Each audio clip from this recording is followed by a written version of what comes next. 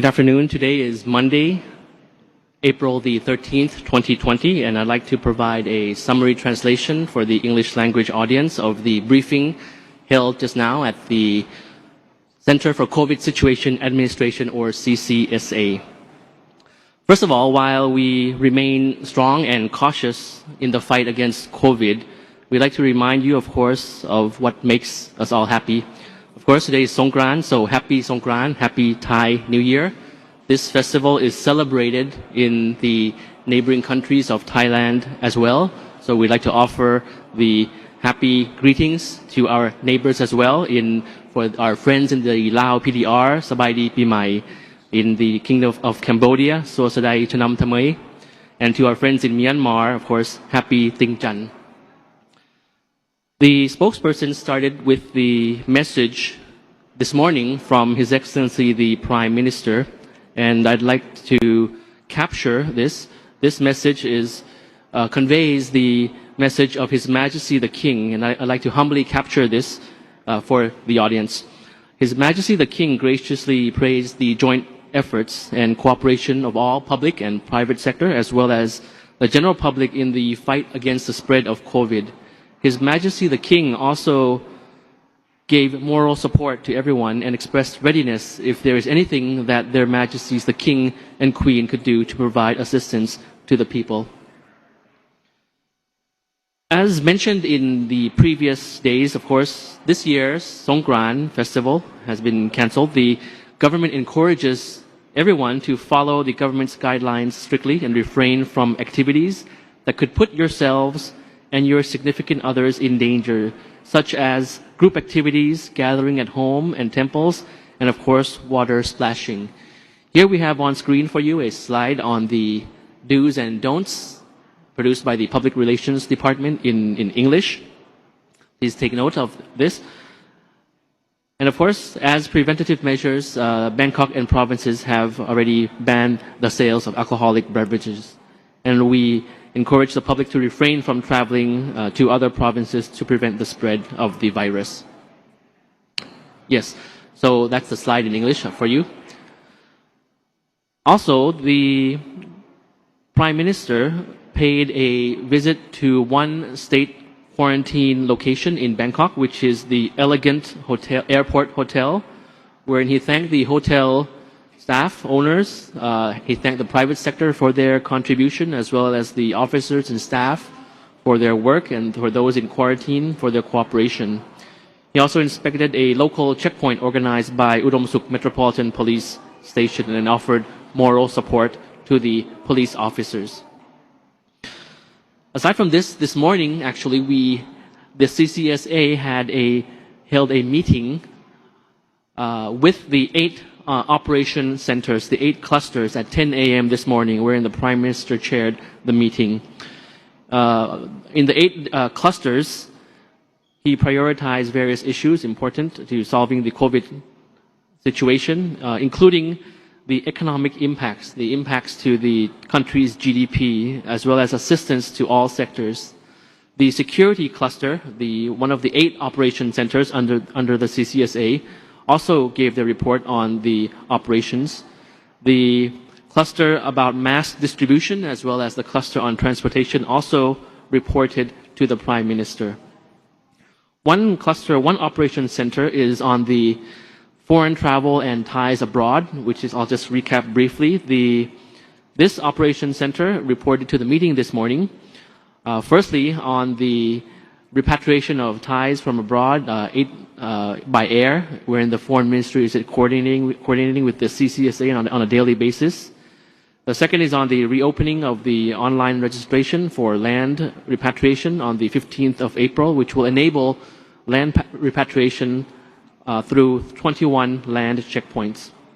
And the third point is on migrant labor cross-border movement, wherein none are currently stranded along the border, and the center is addressing the issue on illegal border crossings, which is an important issue, through natural pathways, illegal border crossing through natural pathways, coordinating with the relevant agencies involved. The next issue I'd like to touch upon is the general situation, the statistics, and the number that we have. We report to you on a daily basis. The new confirmed cases we have is 28, which is quite good news because in the past 4 to 5 days, we have been seeing a double-digit growth in new confirmed cases and not 3-digit confirmed cases. So 28 totaling, making the total of confirmed cases 2,579 confirmed cases. Yes, we have the slide in English on screen for viewers. The total number of recoveries we have to date is 1,288. The fatalities, 2 new fatalities, making the cumulative fatalities 40 in Thailand. The 39th fatality is a Thai male who was diagnosed in a private hospital in Samut Prakan province. He had 38 degrees Celsius temperature. He tested negative for influenza A and B, but positive for COVID. And he was on a respirator and passed away on the 12th of April. The 40th death is a Thai male aged 43 who had chronic illnesses such as diabetes and dyslipidemia. He had kidney failure, a temperature of 39.4 Celsius, diarrhea, cough as symptoms. He went home once and came back to the hospital. He had breathing difficulty and passed away on the 11th of April. For the observations for the statistics of Thailand, just to sum up that, of course, the majority of new cases have had a history of having close contact with previous confirmed cases, particularly in households and large gathering. I think we also have a slide on about the distribution in terms of provinces in Thailand as well. The statistics also show a wide range of age groups susceptible to infection. Yes, and on screen you have a map of Thailand, wherein the latest statistics show that Bangkok and its vicinity remain where the majority of new confirmed cases have been found. And the rest is spread out, you can see on screen now, between the provinces such as Phuket and the southern border provinces. Second is Phuket, and the third, Chonburi, and then the fourth, Chumphon and other provinces in the south. So just to take the case of Phuket, the spokesperson mentioned about the sample of Phuket, wherein the lessons learned from Phuket include the importance of contact tracing, continuance of contact tracing. The second is high-risk contact must be quarantined 100%. The third lesson learned in the Phuket case is, of course, that active case finding continues to be applied, should continue to be applied in Phuket. And in Phuket, most of the at-risk groups are in the entertainment venues. And the fourth is that about mass testing, which will not be applied yet in Thailand. The other piece of information that I have is about the hotline contact number. Yes, we have that on screen for you as well. Just to repeat the information which I gave yesterday, a hotline for COVID for foreign citizens. There are 2 numbers now updated. You can see that on screen, and the numbers are available from 8 in the morning until 8 p.m. Those who answer the hotline can answer your queries in English. The next issue is about the curfew, wherein we have a total number of 955 breaches, which is 113 warnings. Charged is 842 charged in legal proceedings. Throughout the country, we have 950 checkpoints in place, and reminding the public that to respect the curfew hours, which remain unchanged from 10 p.m. to 4 in the morning.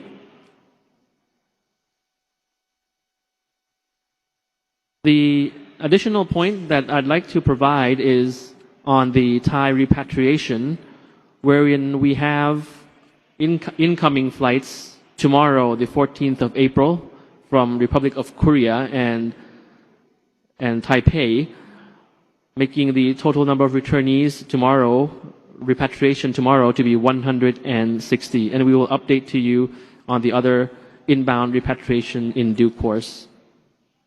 The spokesperson also mentioned about reminding people to be careful about fake news, only to listen to news from trustworthy sources, and to keep in mind that the measures introduced is based on facts, the situation, and extensive research and evaluation.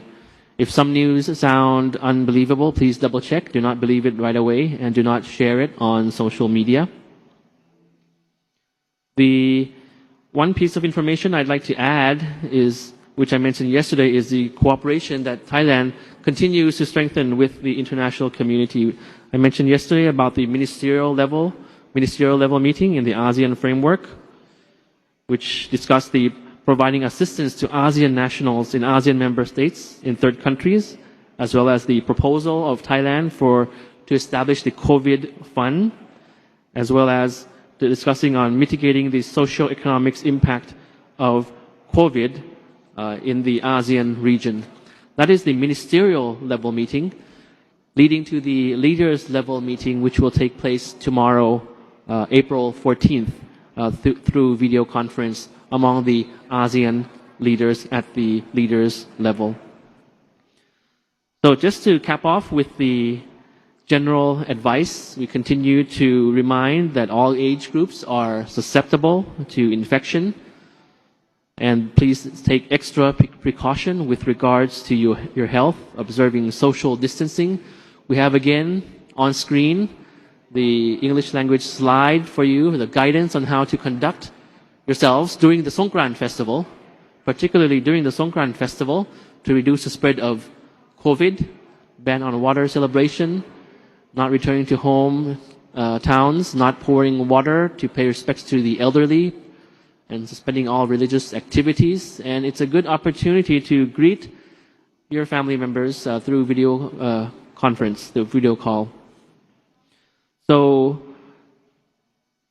this is the recap of the press conference in English that I have for you today. We wish you, again, a very happy COVID-free Songkran, and please stay safe, stay home to stop the virus together. Thank you very much. Good afternoon, and สวัสดีครับ ค่ะขอบคุณนะคะ